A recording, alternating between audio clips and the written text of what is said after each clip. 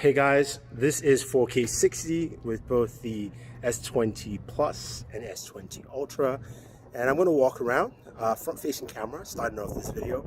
I know you guys asked for this, so I will be doing this as well as also adding the iPhone as well, trying to pay attention to what you guys want. But you know, I'm in the sun there, so I'm going to face the other way, and you can clearly see the skies, and I'm going to walk into this direction and you get a good idea of what this camera actually does. Now I'm going to walk a little bit faster, front facing, and then let's switch to the rear. Now, recording with the iPhone 4K 60, the front facing camera, walking outside, doing the same thing that I did, and I'm going to just turn around so I'll face the other way, and you can clearly see the sky, and then we're going to walk in that direction too, and then we'll switch over to the rear camera and you hear how it sounds, wind, all that fun jazz as well. So let's switch to the front face, the rear camera. Now here's the rear camera of the iPhone. One of the benefits is you can switch lenses, so I can go ultra wide, sorry, I can go 2x, I can go 1x. I have to start recording in ultra wide first to switch over, but you get the idea. Good idea of stabilization and also the microphone, and then we'll switch over to super steady on both the Galaxy devices and we'll continue this video. Now, speaking of the rear camera, 4K 60, this is of course walking with both the S20 Ultra and the S20 Plus. I'm going to add the iPhone as well separately, but you guys will see how that actually functions, and then we'll move to good old super steady. Yeah. All right guys, it's windy. Let's go with super steady. Woo!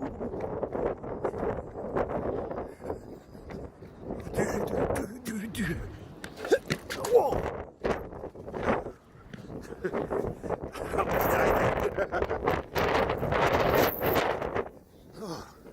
That was crazy.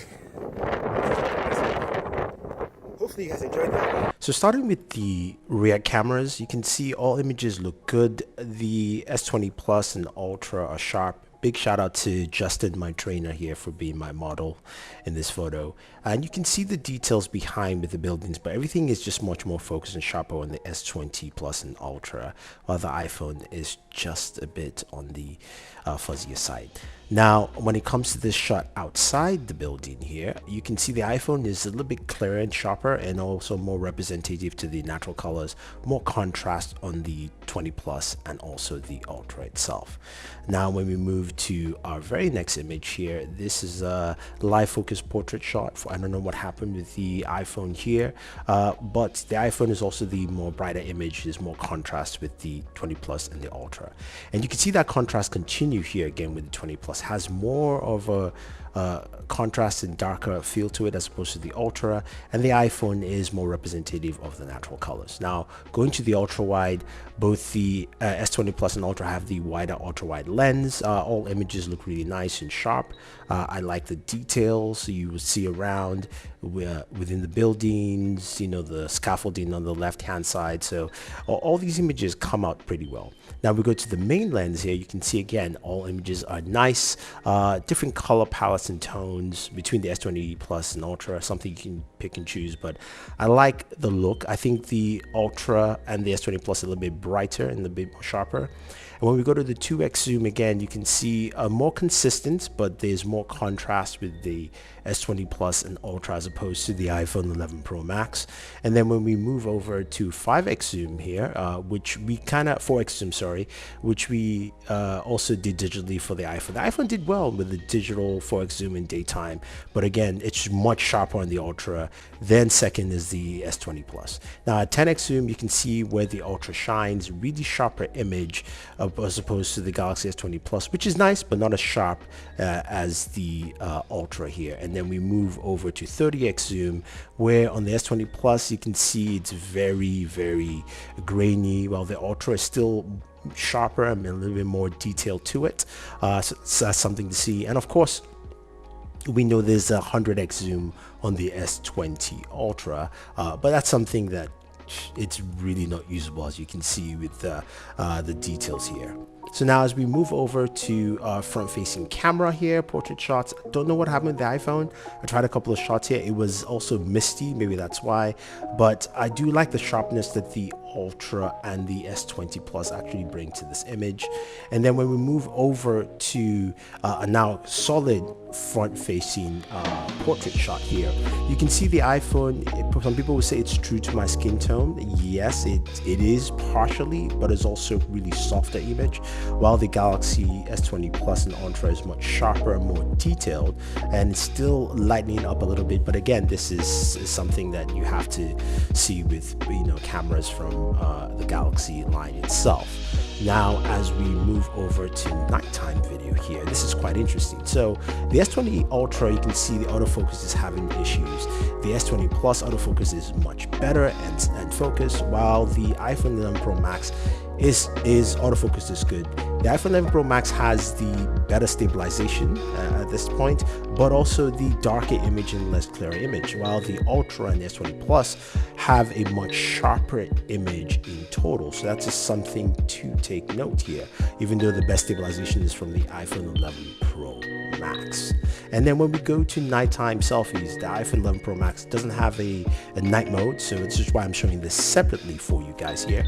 But this is just showing you the bar, the lighting's a lot of red, it's a very grainy image, and we'll see how, of course, the Ultra and the S20 Plus compare. So the Ultra does a much better job in trying to recover my skin tone and also blocking off a lot of that red light coming in. The S20 Plus basically heightens the image, but still keeps a lot of that red light coming in.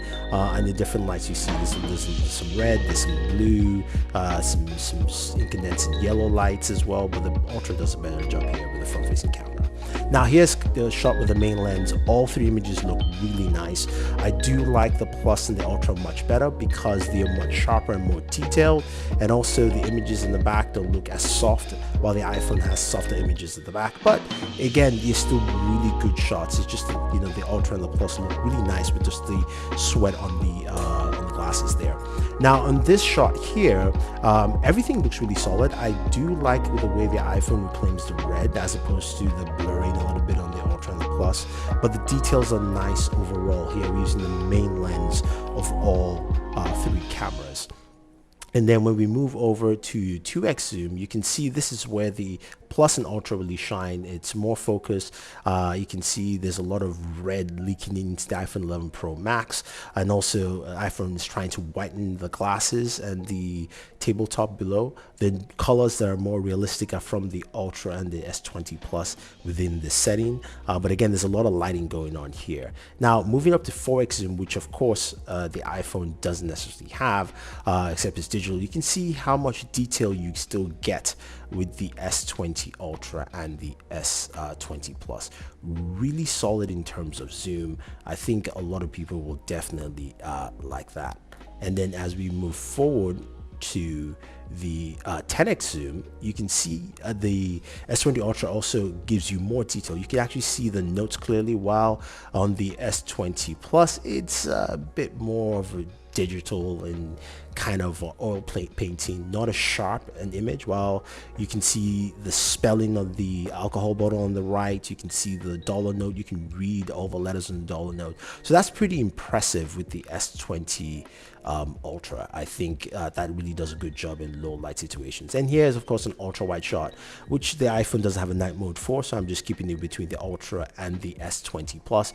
A lot of details, more sharpness, a little bit brighter on the Ultra than the S20 Plus, but it's really close in terms of the images here. I think you can't go wrong with either one of these images, and you can see how clear and sharp it is. Again, very low settings in the bar in terms of just the lighting effects. Now this is a shot outdoors that I wanted to show just to finish up this video.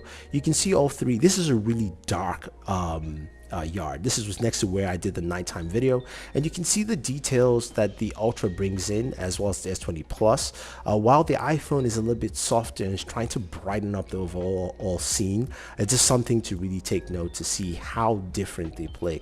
Again, all images are bright and sharp, but I think the Ultra and the S20 Plus give you the best sharpness overall. So there you have it, guys. If you have any questions or any comments about any of these three phones, who do you think has the better camera, whether it's in daytime, nighttime, or video? Leave your thoughts down below. I think, you know, they all have their strengths and weaknesses, but I think the Plus really stands out on its own here. So leave your thoughts down below. Don't forget to like, share, subscribe, and always enjoy your entertainment.